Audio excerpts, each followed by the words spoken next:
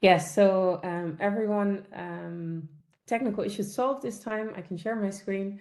I will be looking up a lot because my screen is above my camera, so I apologize for that. But as Milan said, last time I started this lecture on the epitranscriptome of small RNAs, of microRNAs specifically, and we discussed specifically RNA editing of microRNAs and also the formation of isomers.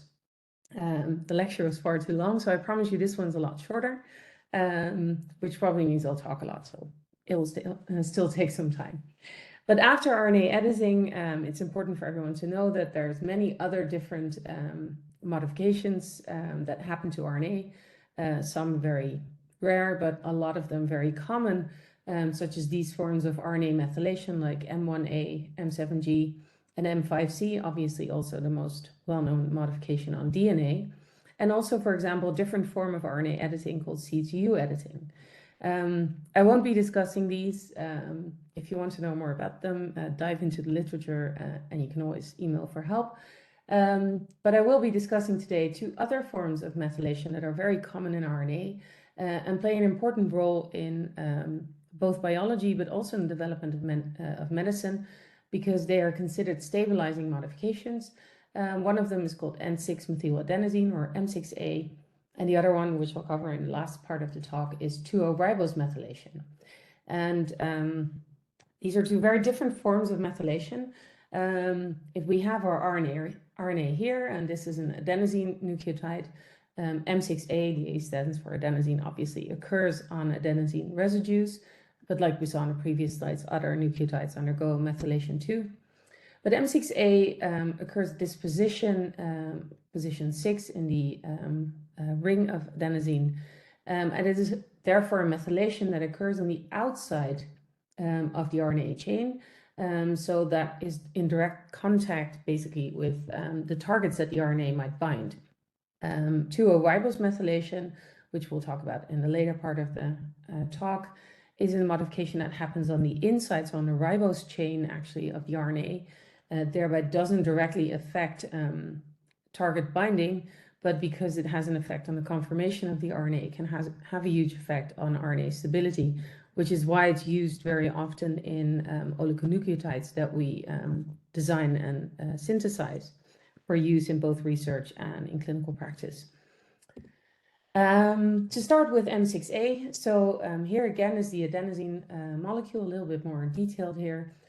This is position 6 in the ring, and under the influence of M6A writer proteins, the most well-known ones are methyl-3 and methyl-14, methyltransferase like 3 and methyltransferase like 14, and methyl group can be placed in this position.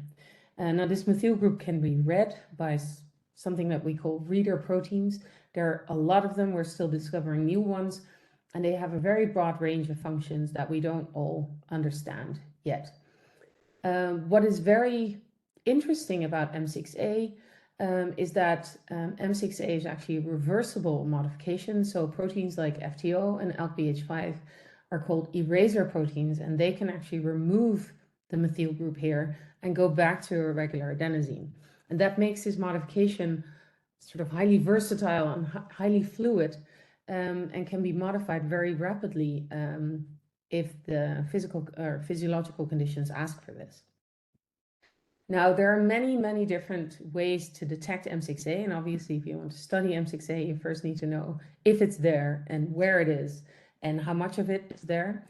And most of these methods depend on the M6A protecting the nucleotide or the nucleotides around it from alterations. So MeClip is a method that was published in 2021, where an antibody is placed on the M6A, which is then, you pull down all the M6A modified RNAs. With proteinase K, this antibody is cleaved off, but that leaves sort of certain traces. And because next to the A that is usually methylated, very often there's a C, these sort of leftovers from the antibody can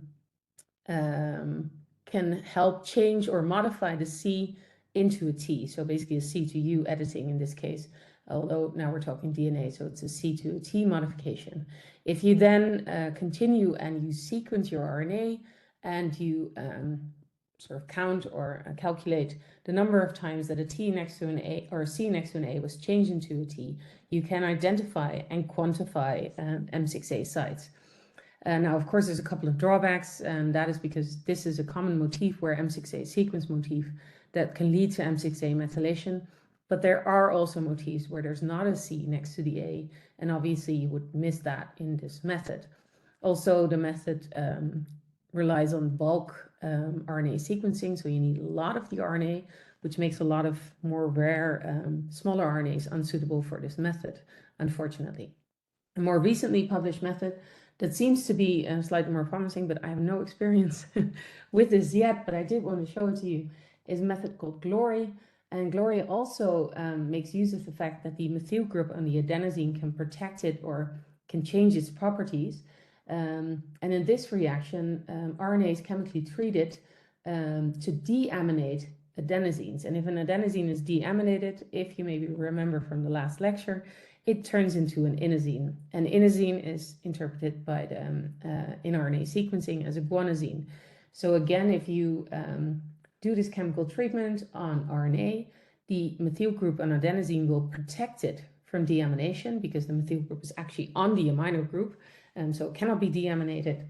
And then you do sequencing afterwards, then you will see that all the M6As are still As, whereas all the A's that weren't protected by a methyl group are now I's or G's. This method should be suitable for small RNAs, but it was optimized for messenger RNAs, and it hasn't, as far as I know, been tried for smaller RNAs. But it could be very promising, and I would love to try it. But I haven't yet. So for today, I'm going to focus on a method that I have experience with, which we call MERIP, or methyl RNA immunoprecipitation. It's a very simple method, but it also has some very serious drawbacks, unfortunately.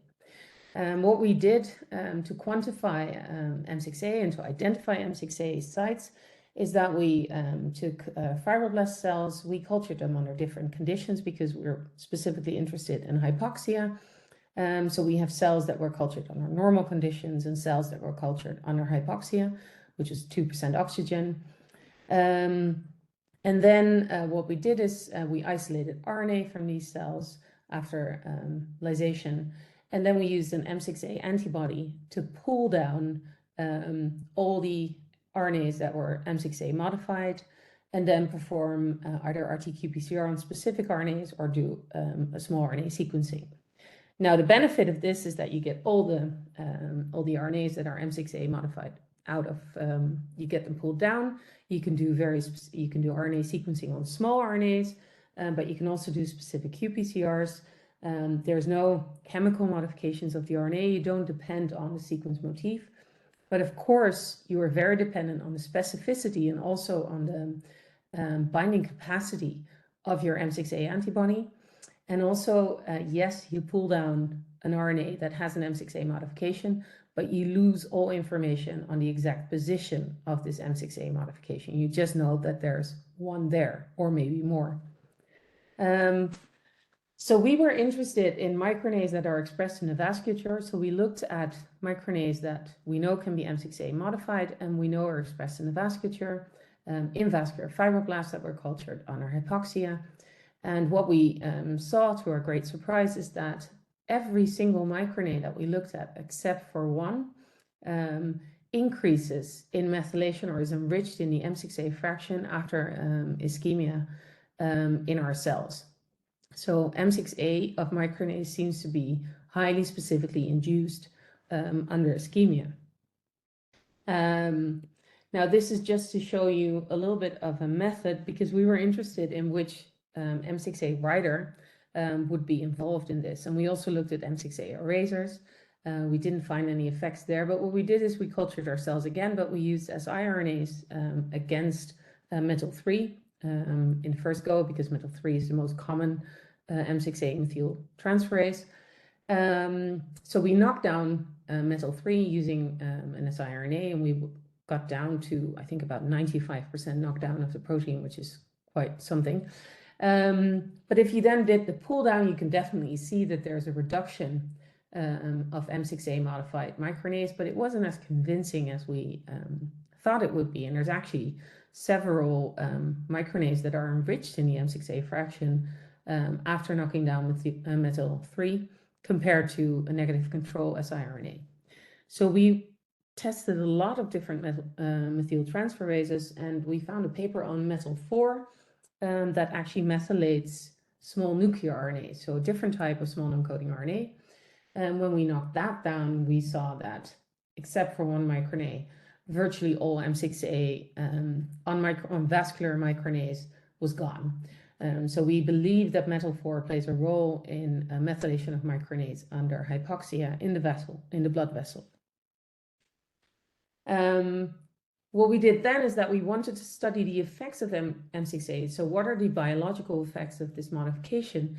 And for that, you can actually use quite cool tricks, because just like editing, you can actually order synthetic microRNAs that carry different modifications. But you also run into a problem, because these are different motifs that are commonly associated with M6A, where the green A is always the A that is M6A methylated. And you can see here and also here that there isn't necessarily always a C next to that A. So that me-clips method that I showed a few slides ago has its limitations there. But it also brought us a problem. We selected one microRNA that was highly enriched in the M6A fraction, and that we know plays a huge role in, for example, atherosclerosis, which is microRNA 494.3p. And this is the microRNA, the active microRNA, and this is the passenger strand that we use to design microRNA mimics. And then there are actually, if you look at the different motifs, there are actually 3 candidates for M6A modifications in the mature microRNA 494 strand. So there's one here, there's another one here, and actually one of the A's in this section of the microRNA can also be potentially M6A methylated. We, mostly for financial reasons, because these mimics are quite expensive, we left out a mimic with the M6A in this position, because we figured this position was less likely to influence, for example, binding to messenger RNA target. But we designed 2 mimics that have a methylation group here and a methylation group here. We call them M6A1, MIR494, and M6A2. Obviously, there's also the possibility that both positions are methylated. We didn't test for that. So that is, again, a drawback and a limitation of the methods that we chose to use. Well, we overexpressed microRNA 494 using our different mimics. It worked very well for all 3. So we had an unmethylated mimic, an M6A1, M6A2. All 3 could significantly upregulate expression of microRNA 494. And we then transfected these mimics into BMVECs, which are human brain microvascular endothelial cells. So they're primary cells isolated from brain biopsies from human patients undergoing brain surgery. So we could see that using the mimics, we can have an overexpression of the microRNA gene. And we looked at a specific target, which plays an important role in endothelial cell biology, especially in the brain, which is tight junction protein 1. And this is a junction protein that is important in maintenance of the blood-brain barrier. So it keeps cell-cell contact. And if you look at our negative control, so these were cells transfected with a negative control mimic, you can see that there's beautiful expression of TGP1 along the borders between these endothelial cells. If we overexpress a mimic that doesn't have an M6A group on it, you would expect to see a small reduction in expression of TGP1, because the microRNA targets TGP1, and indeed, it's hard to see here, but if you quantify it, there's a reduction in M6A expression on these endothelial cell borders. But then we looked at the M6A modified mimics, and here you see that with M6A1, you can already clearly visually see a reduction in TGP1 expression, which is true. And actually, when we use the mimic that has an M6A in position 2, we can almost completely abolish expression of TGP1. So this indicates that in our case, for this microRNA, M6A actually enhances the binding of the microRNA to the target messenger RNA, and thereby has a stronger repression effect and leading to less protein expression. Now, we also wanted to know if this is biologically or physiologically relevant. And I'm also showing this because this is another way or another method that you could use, for example, to study M6A, because we initially used an M6A antibody to pull down RNAs that have an M6A modification. And if there's an antibody, well, you can do a lot more with that. So this is a picture of a human brain artery. Unfortunately, the patient was deceased, but that's why we could take the artery. And you can see here in blue the beautiful inner elastic lamina of a inner vertebral artery. And what you can see here is a plaque, so an atherosclerotic lesion that's occurring in the brain. And pink is M6A staining, and you can see that besides outside the vessel, there's a beautiful M6A staining along the endothelial lining of the healthy part of the artery. But you can see that, especially here where the plaque is very thick, the endothelial M6A mark is sort of reduced, sort of gone, but you can see more and more M6A inside the plaque. So M6A appears to be regulated in human plaques. So we can quantify this. We can see that it's reduced in the thickened parts of the artery wall in the endothelial cells, but inside the intima, so the lesion formation itself, we see an increase in M6A expression. Now, obviously, any RNA can be modified. So that, again, is a limitation of using an antibody here, is that, yes, you get an information on the amount of M6A that's present in a sample, but you have no real idea what this M6A modification is placed on. It could be on any messenger RNA, ribosomal RNA, tRNA, or microRNA. And the best we can do at this time is to co-stain for M6A and the RNA that we were interested in. So that's exactly what we did. And I'm afraid it's going to be tough to see on your screens. But I guess this is the most important picture. What we did is, again, we took a vertebral artery of a deceased person. Here you see, well, the whole artery, or as much as we got on the picture. Here you can see the side of the artery where there's no atherosclerosis, there's no thickening. And on this side, you can see that there's a massive plaque. So we zoomed in on these two areas, and we stained, this is the non-thickened part, this is the plaque. We stained for nuclei, we stained for microRNA 494 using in situ hybridization, and we stained for M6A. And what you can see, I hope, if you look in the merged picture, is that there is co-expression of M6A and microRNA 494 in the endothelial lining of the non-thickened part. And there's also co-staining, but less, in the endothelial layer of this plaque area. So we do have an indication that at least M6A and microRNA 494 occur in the same site. Obviously, still not proof. That is where we are for that paper. We're trying to find ways to more closely quantify the actual M6A modifications on microRNA 494 and their function in intracranial atherosclerosis, so in the formation of ischemic stroke. But for methods, that's what I can share with you now. So I would like to continue to 2O-ribose methylation, so a different form of methylation. Like I said before, 2O-ribose methylation, also like the name implies, is placed on the ribose. So if we have an adenosine here and we have the ribose sugar group there, then on position 2, this OH group is replaced by a methyl group. And I'm showing an adenosine because I showed A2I adenosine, I showed M6A, so it's sort of consistent, but because this modification takes place on the ribose, it can obviously happen on every single nucleotide. So also a C, an I, a G, and a U can be 2O-ribose methylated. Now, this methylation occurs on the ribose chain, and it's therefore believed to have a stabilizing effect on the RNA as a whole. So it's believed to protect against degradation, and that is why it is used a lot in these synthetic oligonucleotides that we want to get into a cell or into a tissue or into a person, and have a longer lasting effect. Now, we got into research into 2O-ribose methylation because we are interested in the function of a certain group of SNO RNAs, and SNO RNAs are small nucleolar RNAs. And there are two different types of SNO RNAs, but one of these types functions as the guide RNA for 2O-ribose methylation in our cells.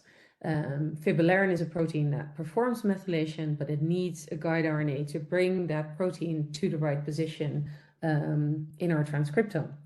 And there's a lot of SNO RNAs that have a very specific function. They methylate very specific sites in, for example, ribosomal RNAs, and thereby stabilizing them and allowing for ribosome formation and protein translation. But there's also a group of SNO RNAs that have no known function. They're referred to as orphan SNO RNAs. We don't know what they do. But there's a group of SNO RNAs that we know their gene locus associates very strongly with cardiovascular disease. And because they are orphan SNO RNAs, we decided to try and figure out what their targets were. And we did this for both long RNAs, messenger RNAs, but also for small RNAs. I'll show you some of the data here from our small RNA study. So we took fibroblasts, in this case murine, because SNO RNA is conserved in mice, and we either overexpressed a SNO RNA that we're interested in. The human variant is 113.6. The mouse variant has a slightly longer name. I'll just call it AF425. We either overexpressed it or we inhibited it, and then we did comparative RNA-seqs between the two sets. And if you look at which RNAs were expressed in cells either high in expression of AF425 or low, the biggest group was actually microRNAs, but there were no differences between the treatments, so I took them out of this graph because otherwise you wouldn't be able to see any of this. But what you can see by looking at these two pie charts is that when there's high expression of the SNO RNA, you see a great abundance of tRNAs. And if there's less expression of the SNO RNA, you see that this fraction is significantly reduced. So it seems like this SNO RNA has a function in tRNA biology. Now for that, we need to dive a little bit deeper into tRNAs, because tRNAs, we all know, transfer RNAs, they bring an amino acid to the ribosome and thereby help in protein translation. But we, since a couple of years, have realized that tRNAs probably have many more functions, and tRNAs also don't always stay a full tRNA, but they can be fragmented. They can be cleaved in what we call tRNA-derived fragments, or TRFs. And these TRFs likely play biological functions. These TRFs are not just random breakdown products of a tRNA, but they actually have a biological role. So when we look more closely into our tRNA reads in the RNA-seq that we performed, and we look between high expression of the SNO RNA and lower expression of the SNO RNA, we got all different lengths of tRNA reads. Normally a tRNA is 60 to 70 nucleotides long. Now you won't catch that in a small RNA-seq because you're sort of limited to 45 base pairs, so maybe, or bases, sorry. So maybe this is a full-length tRNA. What you can see is that even if this is a full-length tRNA, there's not that many of them. Most tRNA reads that we get are actually fragments of tRNA. But what is interesting is if you look between the high and low SNO RNA expression, is that when SNO RNA expression is high, every time when we look at longer fragments, there's more in the high cells than in the low. And when we look at shorter fragments, every time we see more short fragments in the low SNO RNA cells than in the high ones, which means that, or which could mean that the SNO RNA protects the tRNA from fragmentation or from further fragmentation. So we wanted to look into that a little bit more. So we're going back to 2O-ribose methylation, because now obviously we need methods to detect and measure this modification. And that's tricky because the modifications happens on the inside of the RNA chain. There is no base change, which means that you cannot pick it up by sequencing. And it's also, it doesn't change, the binding to another RNA. So how do we detect this? Well, there's a method that was developed. There's a couple of different versions of this method. Different groups prefer a different version. But basically what this method is based on, we believe that this 2O-ribose methylation protects the ribose chain from degradation. So the method is based on this, where if we use an alkaline or a soap, basically, you can break down an RNase chain or an RNA chain. But if you use low concentrations of this, the chain won't break if there's 2O-ribose methylation in place, because that will protect the chain from breaking down.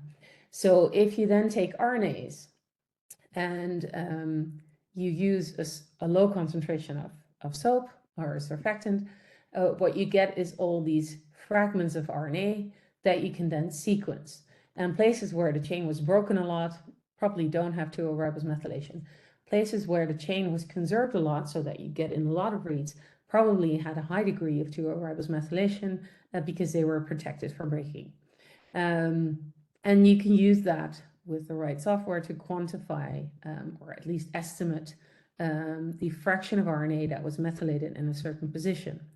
That is fantastic, but you can already see by this method, it depends on fragmenting the RNA into smaller fractions. Well, microRNAs are already very short, so you wouldn't be able to pick them up with the RNA-seq afterwards.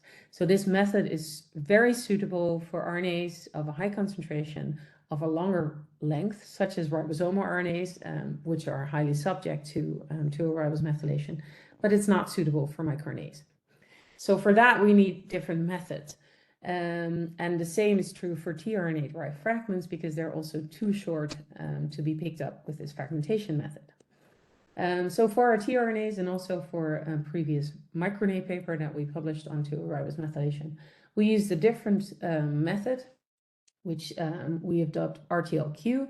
It's an adjustment from a method by Dong et al. That was published in 2012, which was called RTLP. And in this method, what you do is that when there's an M6A site present on a cell, on an RNA, an M2A site on an RNA, and you do an RT reaction, so reverse transcription reaction of DNA into RNA into cDNA, the reverse transcription enzyme will pause when there's a 2O-ribose methylation group present, because it slows down the enzyme, it hinders the enzyme in the elongation reaction. I think it's true sterical hindrance. And if there's high concentrations of DNTP, so when DNTPs are readily available, the enzyme will sort of re-grab itself, grab a nucleotide, put it on, and continue to read. But if there's very low concentrations of DNTP, so the reaction is sort of suboptimal, the enzyme will really have trouble putting a nucleotide on, and the reaction sort of stops. And you can use that by making primers that either stop right before this methylation site, so that the reaction pauses and you do not get a product at low DNTP concentrations, or you can pick primers that are one nucleotide further down. They actually cover the M6A methylation site, which means that the enzyme starts reading here and never gets bothered by this methylation site. And in that case, either low or high DNTP concentrations won't pause the reaction. So you use different sets of primers. You use both a reaction with high DNTPs and with low DNTPs, and then you look at the difference in efficiency of the RT reaction by doing a qPCR after your RT reaction and measuring concentrations of cDNA that were produced. And then the difference between the high and low conditions allow you to calculate the estimated methylation fraction. Now, both methods have a severe drawback. Both are quite complex and quite laborious. And also both are basically estimations of methylation. So they're not absolute quantification. Another drawback that we cannot control for, both for fragmentation of the chain and for this pause of the reverse transcription, is that there may be other RNA modifications that also protect from breaking the ribose chain, or that also slow down the RT enzyme. So we're not 100% sure that we're actually looking at 2'-ribose methylation and not at other RNA modifications, for example. But for now, we're just going to ignore that fact and continue. This is what we found for a tRNA that we were interested in our snow RNA study.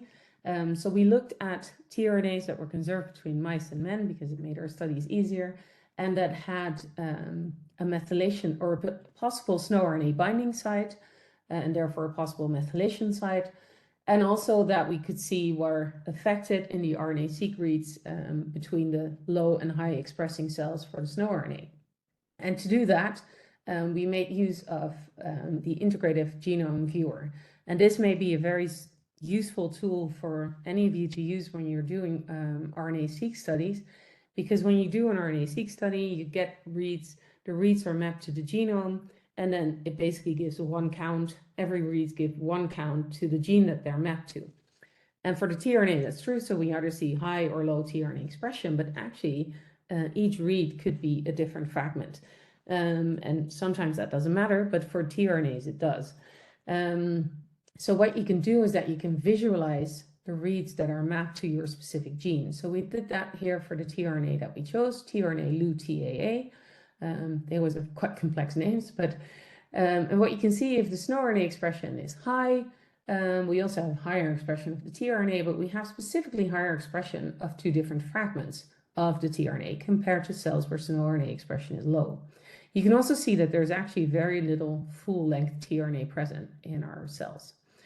Now we wanted to show that these tRNA fragments actually exist. And that's quite hard. Obviously, you can do qPCR, but if you want to catch this fragment, it's too short to put 2 primers in. And also, if you put 2 primers in, you would still also PCR longer fragments that just contain this fragment. So here we had to go back to very old school methods, very laborious methods also, of northern blotting. So here we northern blotted the tRNA in both murine fibroblasts and human fibroblasts. And under normal condition and under ROS, so under oxidative stress. And this is an exposure time of 15 minutes, which is quite short. Here is after 30 minutes. And you can see that we clearly get these 2 smaller fragments, and we see a reduction of the full-length tRNA. So that means that the fragments actually probably exist. Now, the sequence of the full-length tRNA LU-TA is shown here. So it's this clover leaf with the anticodon here. And from where the snow RNA can bind to tRNA, this would be the binding site and this would be the methylation site. And looking at the fragmentation would actually occur here. And that means it's right across from the methylation site, which probably means that the methylation here protects not only this ribose chain here, but it also protects the chain that's bound to it. And thereby protects this area from fragmentation. And you can see that if you look at the reads per million in the cells that have either high or low expression of the snow RNA, you can see that both the total tRNA expression is reduced when the snow RNA is absent, but this counts specifically for one specific fragment, LU-TA 47 to 64. So this fragment seems to be specifically protected from cleavage by the snow RNA.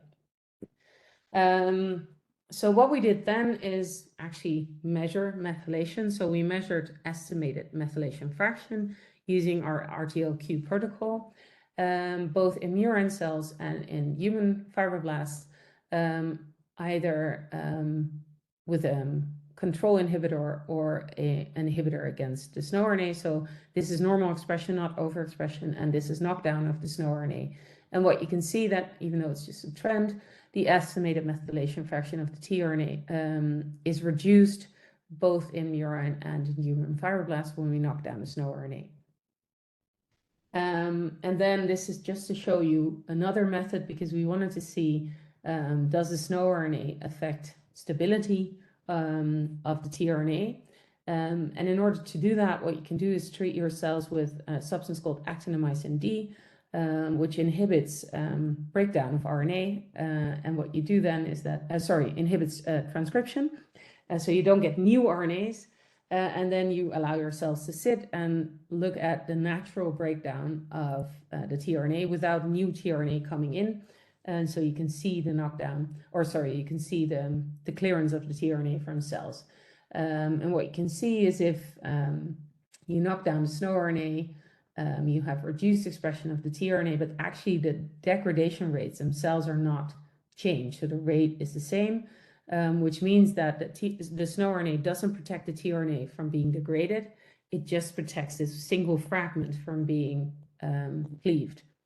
So it really seems to have a specific focus on that part of the tRNA, which confirms that tRNA-derived fragments may have biological functions. Now that was that for the methods that I wanted to show you today that we've used and that are specific for M6A and 2-ribose methylation. But you should also know, because these are just a few of the over 170 modifications that are present in RNA. So there's obviously also unbiased approaches that allow you to look at RNA modifications in general. So one method published in 2022 is shown here, where RNAs such as tRNAs, ribosome RNAs, messenger RNAs are digested into single nucleotides. And these single nucleotides are then separated by HPLC, and after that quantified over a mass spectrometry. And what you can then see, because the mass of each nucleotide changes with each modification, you can then see all the different modifications that were present in that RNA. And what is particularly interesting of this method is if you look at this peak, this was an adenosine that both carried an M6A on the outside of the chain and a 2-ribose methylation on the inside of the chain. So mass spectrometry actually allows you here to see that there are nucleotides with multiple modifications in the same location. Unfortunately, about this method, obviously, is that you fragmented the RNA into single nucleotides. So even though you have this information about a nucleotide carrying 2 modifications, you've lost all information about its position in the original RNA sequence. The same is true for a method that I reviewed a few years ago that looks at small RNA specifically. So this is basically the same method as you see here. The only thing is that you first select small RNA. So you look specifically at, for example, microRNAs, tRNA-derived fragments, small nuclear RNAs, then digest them into single nucleotides and run mass spectrometry. So again, you get information about, for example, multiple modifications in the same position or in the same nucleotide, but you lose the information about the position. Then there's a method that is just almost too good to be true. And for me, it still is, because this is sequencing. It's called nanopore, where a nanopore is used, a biological nanopore, to pull an RNA sequence through. And because the conformation of the pore changes, the electrical current over the pore changes with each nucleotide that goes through it. And you can teach the algorithm that detects these current changes to assign each current change to a different nucleotide or to different nucleotide modifications.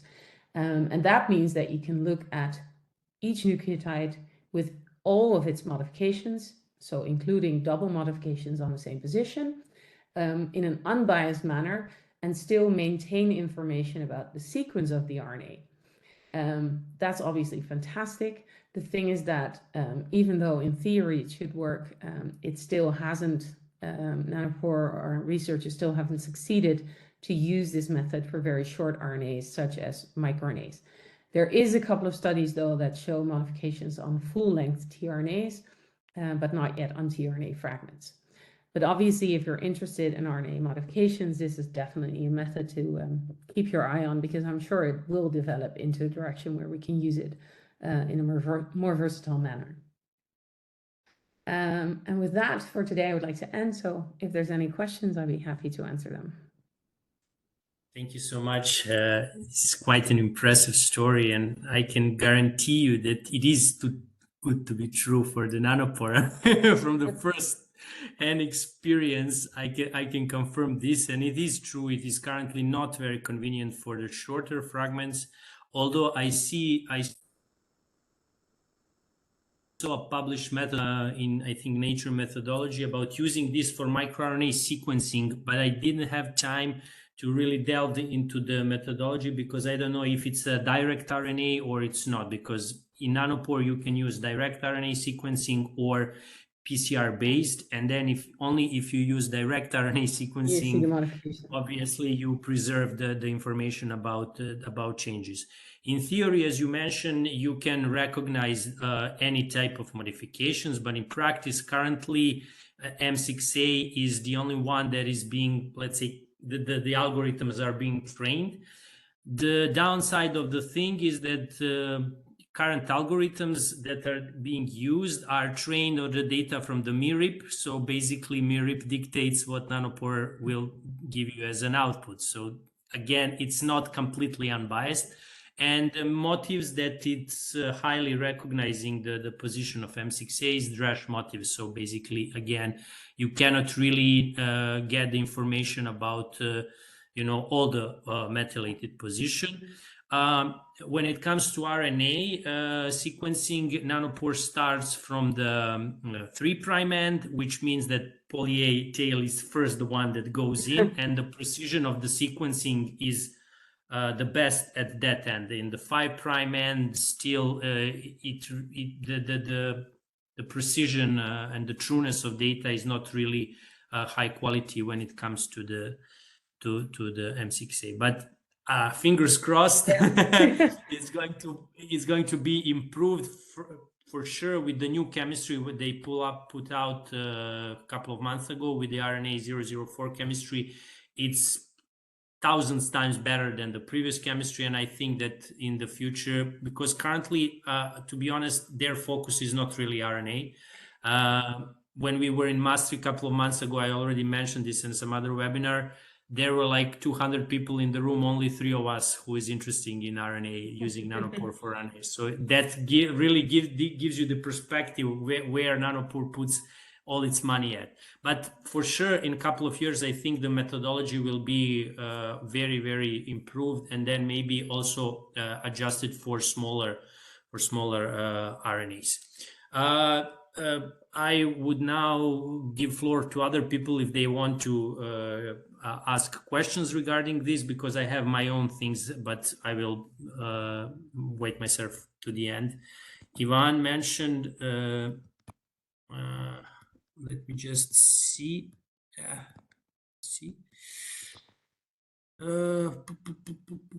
Okay, Ivan says, great work, Yaël, and thanks for the detailed presentation. There are several M6A writers. Have you seen any compensatory mechanism when you knock down one on another? Apparently not so much for metal 4, but it could have happened when you knock down metal 3. And this is really something that I wanted to discuss with you, but it's nice that Ivan mentioned. Yeah, so that's definitely an option. What you saw when you knock down metal 3 is that we still see quite a bit of methylation. That could be compensation. I don't think it is, because the broad scale effects that you saw the metal 4 knockdown. So I really do believe that metal 4 is quite dominant in this, and we knock down FTO LBH5 on one side, WTAP, metal 14, metal 3, metal 6, and a few others on the other side. And basically only metal 3 had some effect, and then metal 4 had a lot of effect. So we didn't do like double or triple knockdowns, but from the data that we saw from metal 4, I think most likely that is the predominant metal transferase in these cells for microRNAs. Yeah. in our case, I think with FTO knockdown and overexpression, we did see really nice results, and with metal 3 knockdown also. But with metal 3 overexpression, we never get something that we would expect in terms of the output of M6A. Did you have any types of did you perform overexpression? Did you have any type of comments to this? No, we haven't done that. So I can't say there. I could expect that metal 3 obviously needs metal 14 and W-tap, so it's not alone. So you would have to do maybe a triple overexpression, I could imagine. And also I could still imagine that, yes, it's metal 3 or metal 4 or whatever that does the methylation, but I'm not sure if it's the protein that determines whether an RNA gets methylated. So there might be another factor that influences or that chooses the RNA to be methylated. And then in that case, as long as there's an abundance of metal 3, it wouldn't matter if you overexpress it, because there would already be enough. But that is pure speculation, because I don't know what factor would manipulate that. Something to work on for sure. Yeah. We have another question coming from, I hope I read this name correctly, Jose Basilo. Thank you for the great presentation. Is there a known role for M6A in inflammation? Do you see a disruption of the barrier?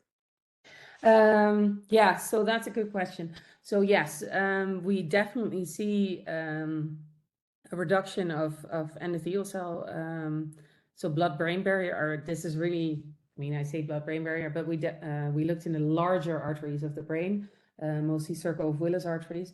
They have more of a blood-brain barrier than extracranial cells, but it's not the same intensity as, for example, microvessels. But we definitely see a reduction in tight junction proteins, even though, because first we thought maybe the endothelial layer is just gone on those plaques. But staining for V-cadherin, we see that the endothelial layer is there. It's still present. That's not reduced, but certain tight junction proteins such as PCAM and TGB1 are dramatically reduced. So we definitely think that there's a function in endothelial dysfunction. And if you look inside the lesion, there is a lot of M6A expression too. The only thing is that in intracranial atherosclerosis, there isn't so much influx of immune cells. The phenotype of intracranial atherosclerosis is very different from that outside the brain, or outside the skull anyways, where you see a lot of macrophage influx. You don't really see that in intracranial atherosclerosis. There's not much foam cell formation or anything. So mostly the cells that we see in the plaque are sort of neointima cells, so whether they're sort of myofibroblast phenotype. So yes, they play a role in the inside of the plaque. I'm not sure if I can say that there's a big role in the immune response or immune cells, because there just isn't that many. I also can't exclude it, but yeah. Maybe carotid plaques would be much more convenient to consider and to see. There are definitely, much more convenient for sure, because we can get a lot of them from live patients, obviously. But then we're really interested in this intracranial atherosclerosis precisely because it's such a different disease. We really aim to start understanding that. Yeah. Okay. Do we have any other comments or questions? If I may say something, I'm very happy and honored to have you again here, because that was an angle that was missing to me. And, all of us know methylation of, let's say, promoters or whatever, but this also an additional point of regulation. And of course, it opens many perspectives in the modulation of this M6A presence or not. So this is another additional point of the large complexity.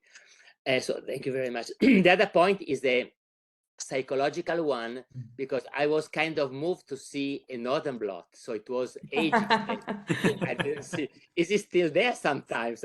Unbelievable. I was a kid when I was doing northern blots, almost.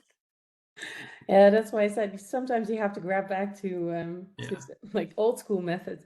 I mean, also for the RNA editing, we went back to restriction enzymes to cut the cDNA, which I did during my PhD, and that method has long since been gone. But it really works sometimes to go back to those good old. Never forget the old handbooks. Yeah. Oh yeah, you need those. Bring them back in. Yeah. Sometimes. Okay, great.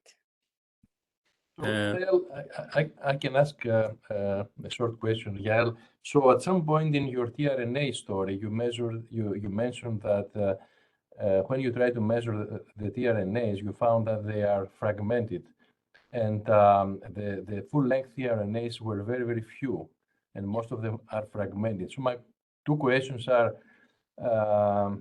how is this fragmentation done? Who does this fragmentation randomly? Or, and the other question is, if there is no full-length tRNA, how is protein synthesis going on? I mean, if the full-length tRNAs are not there. You know, full-length tRNAs are definitely there in the cell, but obviously we cultured our cells under stress conditions, and then you see a lot of fragmentation. These tRNAs are also observed quite often, for example, as markers of tissue damage, for example, in stroke. So if you culture, as soon as you culture your cells under, oxidative stress or under hypoxia, you see a huge increase in these fragments. So there were just more of them than the full-length tRNA. I think also the full-length tRNA is recycled quite a lot. And these fragments, because they are short RNAs, just like microRNAs, become more stable in a sense. So I think that's one of those reasons. About what makes the tRNA fragments, a very well-known enzyme is called angiogenin that cleaves tRNAs at the anticodon site, so you get tRNA halves. But also an enzyme that has recently, within the last few years, been shown to cleave tRNAs is actually, and that really got my interest because it's very important for editing and for isomer formation, is the enzyme ADAR in combination with dicer. And that's obviously interesting because then all of a sudden you're back in a microRNA biogenesis path. But that is a path that I think is being investigated by quite a few groups, but it's definitely something that we're also looking into because, yeah, those enzymes, dicer and ADAR, are very interesting from a microRNA perspective.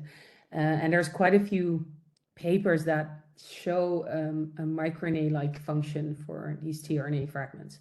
Okay, we haven't been able to show that yet, but yeah. Okay.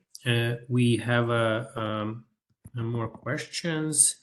Ari says, great talk, Yael. Good luck to you and Tamar on the paper. So he wishes you well. Thank you. Yael Sorabi, many thanks. Is there a correlation between RNA expression and M6A modification, from example, in disease conditions? Yes, that's a good question. I think there is.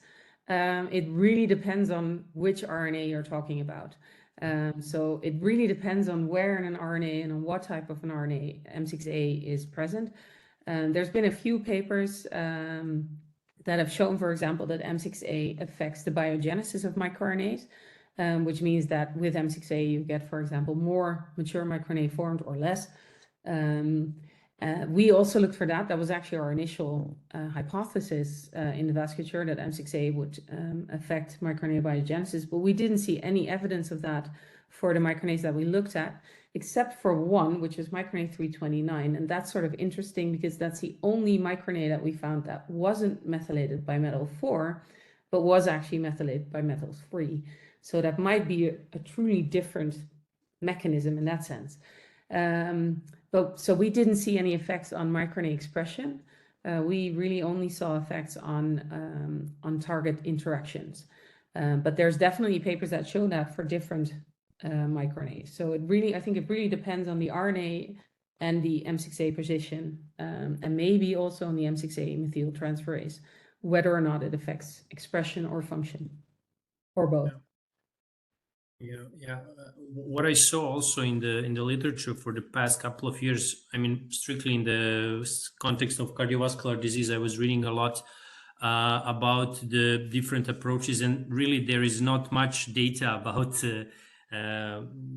M6A status and the expression of the enzymes. But what I mostly saw is even if those in those few papers when they did in the either PBMCs or some kind of cells, mostly at least in the level of the gene expression, the enzymes in different conditions are not actually changing expression either entirely or to very small extent, but then M6A levels go up and down, which really proves that there is some missing piece of the puzzle inside this story, either that this dynamic is much more complex that we are currently aware of, or there is something for sure there. And it really depends on the position of the M6A and the type of mRNA and the gene and blah, blah, blah. So it really cannot be really approach in a reductionist way and just to say, okay, this stabilizes or destabilizes or increases, decreases. It's really on a gene to gene or position to position basis, I would say. Yeah, I agree. Okay, we are approaching near the end.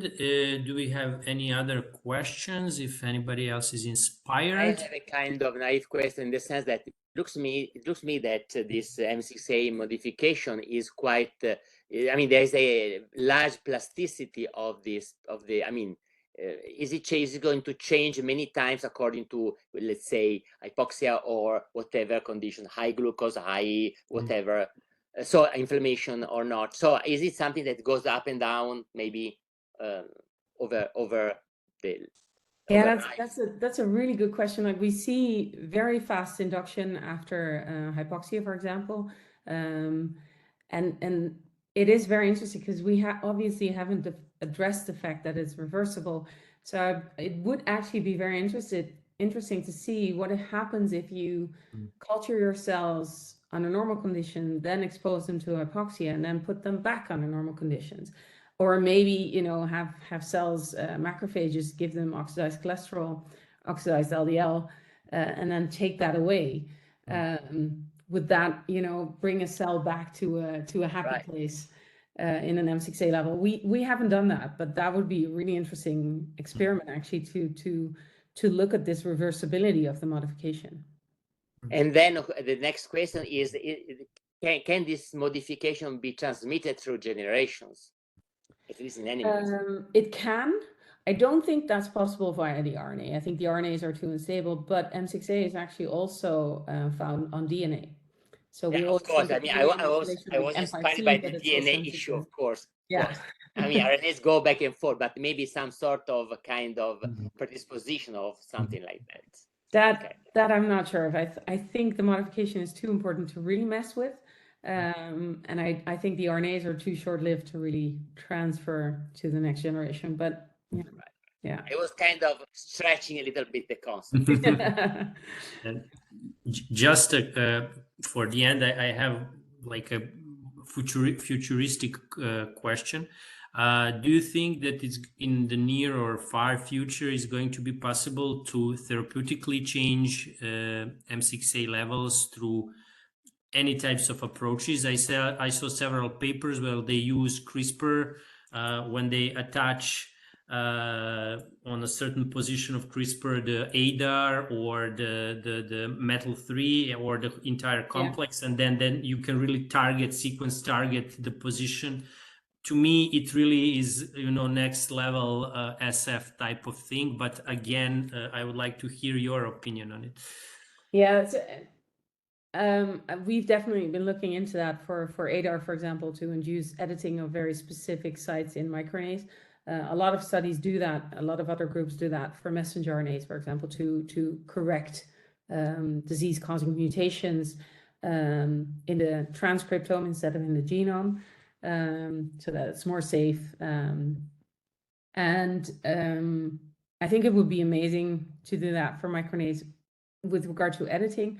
I think M6A, the effects on a single modification site or a single methylation site are probably too subtle to actually achieve anything. Yeah, I'm sure you can place an M6A on a certain position, but I also think that if the body doesn't want it there or the cell doesn't want it there, we'll just remove it again because it's reversible.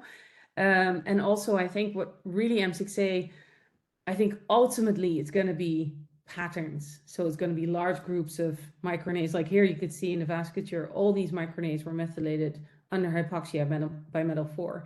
And you can see that, yes, there's an effect of the M6A position in a microRNA mimic, but it's not, you know, a full on or off effect. So I think you would need all those M6As on all those microRNAs to really get a biological effect. So I think it may be a bit too subtle to do that for an actual therapeutic reason. But that's also speculation, obviously. Yeah, but yeah, again, it's what I wanted to hear, your speculation, because they tend to be true, actually. So yeah, okay, I think we can finish. May I ask another point? Yeah, of course. Do we expect to have some metal 3, 4, whatever levels of activity different from person to person? In other words, are there gene variants or some, in the sense that some people are more prone, people are less prone to have this type of modification? I'm actually not aware of that. I haven't personally seen any papers. I could easily have missed literature on that, so don't pin me down on that. I haven't seen any evidence of that. I would also imagine that if that were to happen, that maybe another methyltransferase would take over, so that there could be compensatory mechanisms. So I'm not sure if that were to happen. I'm sure there's variation from person to person, but I think that stays within a, you know, acceptable range for as far as I know. I don't think you could live without M6A. I don't think, but you would need a lot of mutations for that to happen. Okay. Then thank you, everybody. Thank you, Yaël, for another very, very nice and excellent insights, and really connecting the past and the future in terms of methods, in terms of things that you do. It's always a great pleasure, at least for me as an RNA aficionado, always to looking forward to your talks and discussions.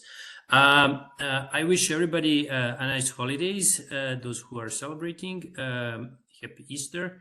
And we will, of course, continue in April. Currently, we don't have the confirmed date, but I will, in the days to come, I will inform you through emails. So stay connected, be good, be safe, and see you soon. Have a nice holidays. Bye-bye. Happy Easter. Bye-bye. Happy Easter. Bye-bye. Thank you.